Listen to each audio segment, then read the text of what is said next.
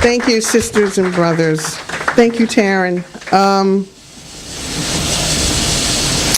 Comments and friends, how could you have not been horrified at hearing woman after woman share their painful experiences of being sexually assaulted by Michigan State University's Larry Nassar?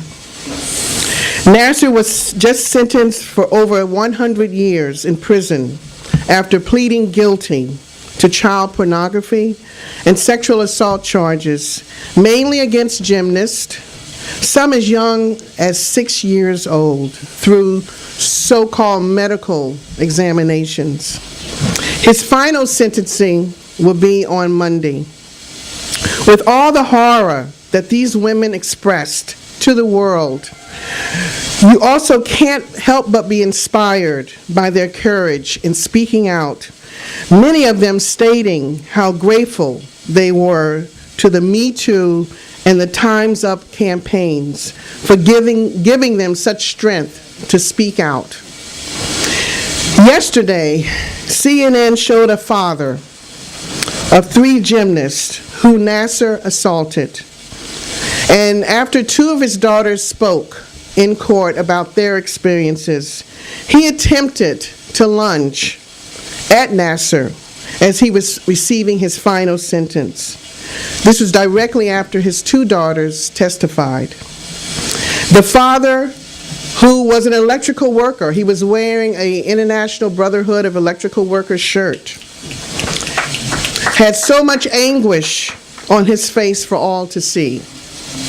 He clearly wanted his own personal justice for what this sexual predator had done to his daughters. And who can blame him? Who can blame him? He later apologized, this is the father, stating that he had no intent to upstage his daughters. Since the Nassar trial and sentencing has happened, it was reported that Nassar not only sexually assaulted an estimated 150 gymnasts, but more like 265 gymnasts over a period of about 25 years or more while at MSU.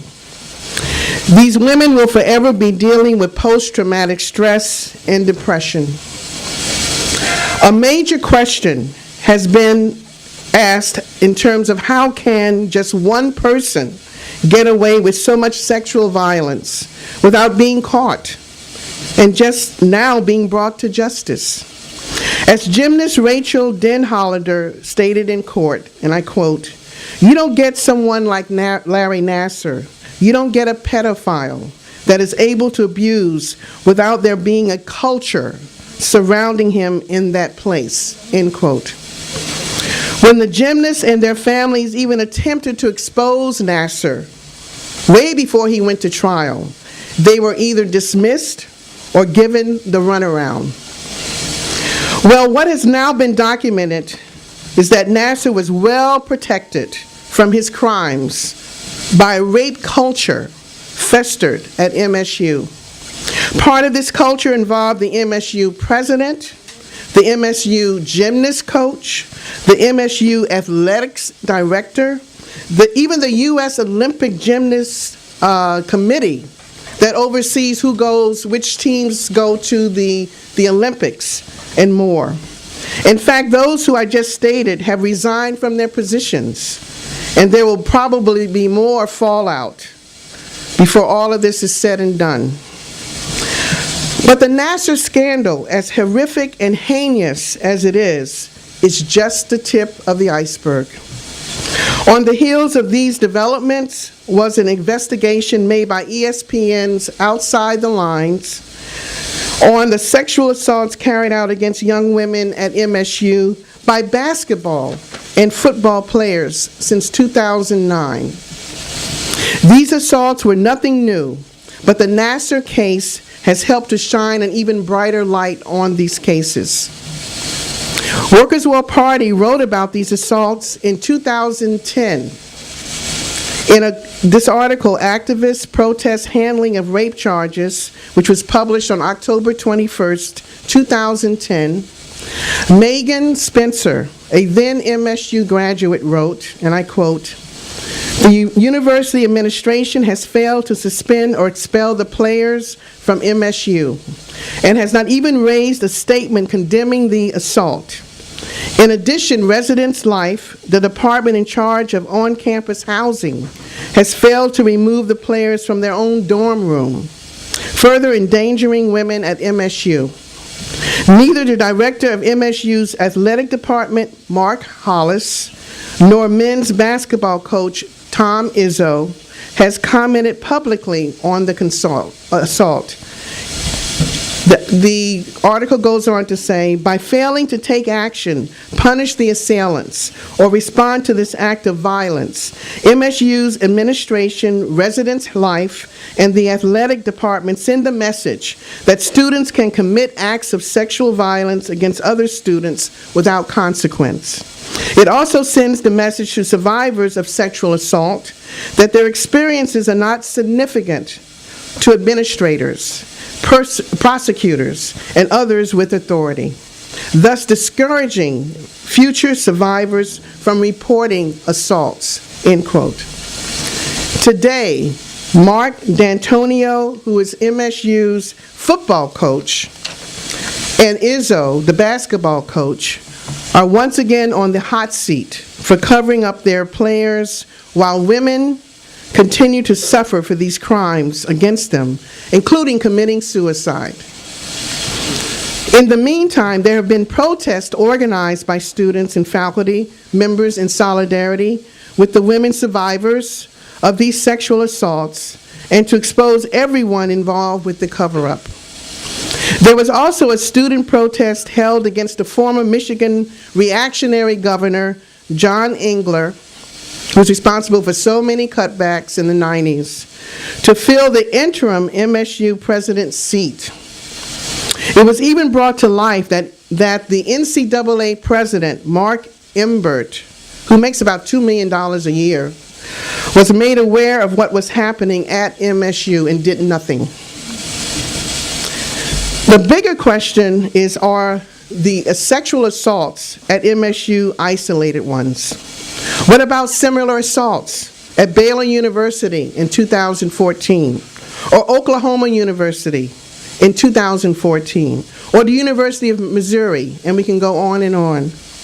What about the Duke lacrosse rape case in the early 2000s? Are any of these incidences isolated? Hell no, they are not. In fact, even sports analysts are saying that sexual assaults against women are systemic, especially those with large athletic programs, which bring in millions and millions of dollars each year into the coffers of these institutions that are run more like corporations than universities. These athletic programs would do anything and everything to protect their reputations and their profits, including covering up assaults by their players, who are unpaid, by the way, and whose athletics are super exploited like any other worker. And when these universities seek the most talented players, many of whom are players of color and come from struggling families, they use sexual favors to recruit them, which is really common when it comes to recruitment.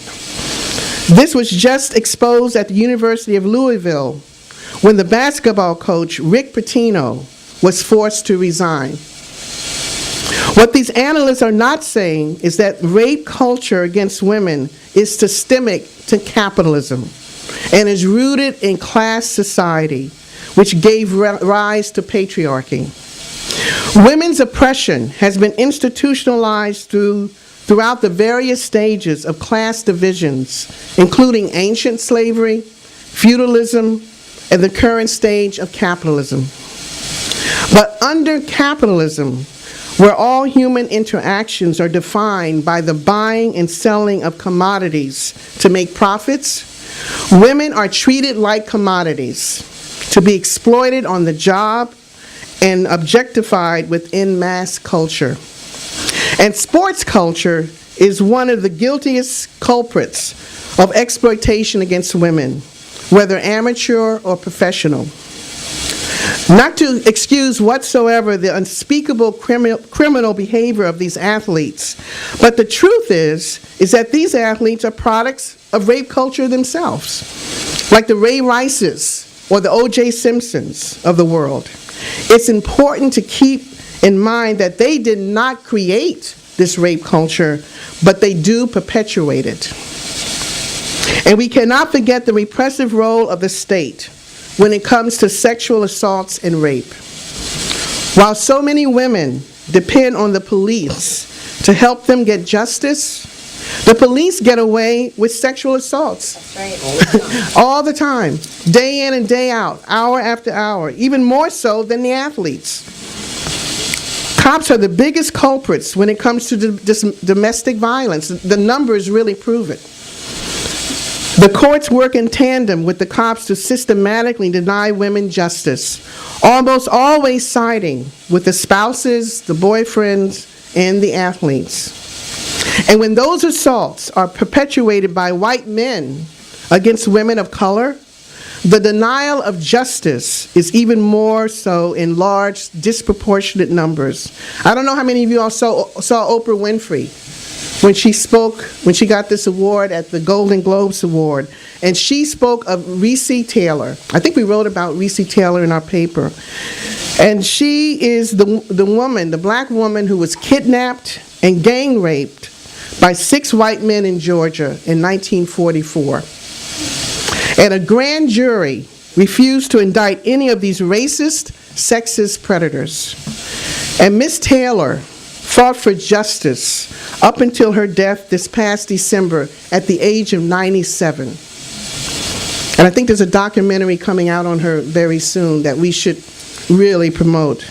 Her name and many others should be etched in our memories forever.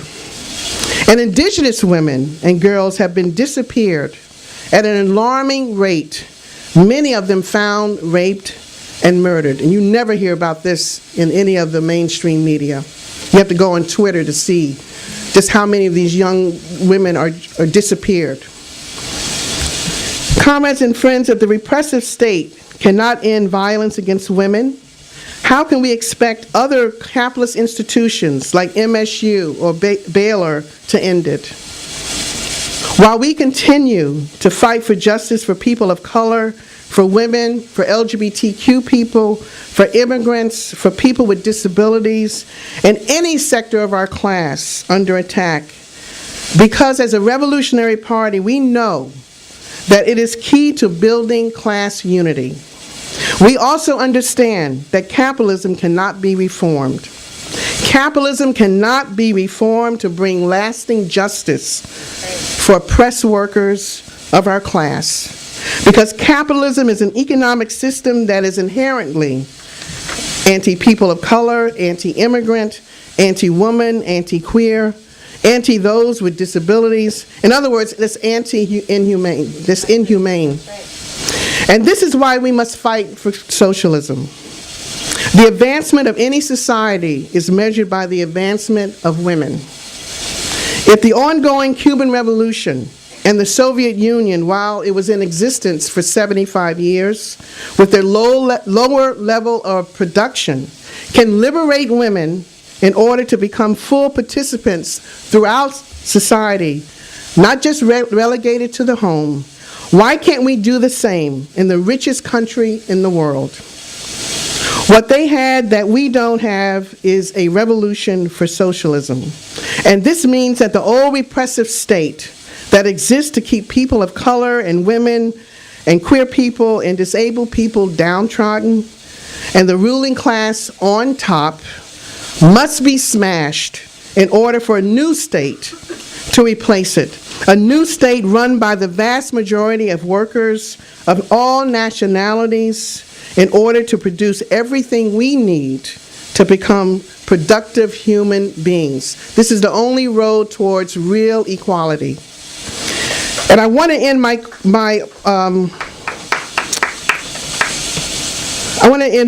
talk from an article that I wrote in this 1995 pamphlet. It's sort of follow-up to Comrade Dottie's Feminism and Marxism that she wrote in the early 1970s. It's called Capitalism's War on Women, While the System is Responsible for Violence Against Women. And I contributed an article to it. This was around the O.J. Simpson case back in 1995. And it was called Domestic Violence, Racism in the State. And this is the last paragraph to that. Workers' World Party declares that the capitalist state cannot be reformed and will not change its class orientation without the intervention of the working class. History has shown that the state is not invincible. The state, based on cruel and unjust laws, must be smashed as it was in Tsarist Russia in 1917, in China in 1949, and in Cuba in 1959, and replaced with a new kind of state, a worker state that will defend the interests of all the workers, of all nationalities, in the name of socialist reconstruction and harmony. Only through the class struggle and the overthrow of class oppression will women be liberated, along with their class brothers, from centuries of sexism and backward ideas. Smash women's oppression, build a workers' world. I was also afforded the opportunity to go to DPRK in 2003. It was the anniversary of the founding of the Workers' Party of Korea. I forgot which anniversary it was. I think it was like the 45th or something like that. But anyway, just a couple of things about it. I actually got sick there because it was August, and it was so hot. And I don't know what happened, but I was dehydrated and fainting and whatever. And they just took such great care of me. A nurse and a doctor, they took me back to the hotel and just gave me some type of, drug or whatever, and I just felt so much better, of course they didn't charge anything or anything like that, but it was just the care. It was the love and the care that they gave me when I got sick, which was just so overwhelming. And one of the reasons that I was there, along with Maggie, who is a leading comrade in Los Angeles, and everybody remembers Yumi Zhang, who was one of the organizers of the International Tribunal to expose the U.S. war crimes during the Korean War. And so we were able to witness some of the testimony that was given there by the Koreans. And it was a lot of women who spoke, because we have to remember how the impact of war on women is just so it's so intense and so so horrible. And so and I think I've told this story before, of this woman who got up who had no arms. And she testified, it makes me want to cry every time I think about it. Anyway, she testified how U.S. soldiers cut off her arms at the age of 10 years old. And she just broke down and everything, and it was like we were just like all just breaking down and just, but also angry too, that this was done in the name of the U.S. people, of this country. So anyway, the fact that Julie made this report, I think we should really try to get it out everywhere. Yes. We really, really should try to get it out everywhere in a very popular way, because when you talk about socialism, you can't talk about why we need socialism without talking about how colonialism and neo-colonialism and capitalism has underdeveloped these countries, how they have underdeveloped in a historical way. Korea, especially in the North, who are trying to develop their economies the best way they can, using the resources that are there, if they're not already being plundered, by imperialism, and they're trying to, uplift, the advancement, to uplift the lives of the people based on the resources that they have. But how can they do that when they're being stolen? when they're being plundered, when the African continent is being plundered. There's no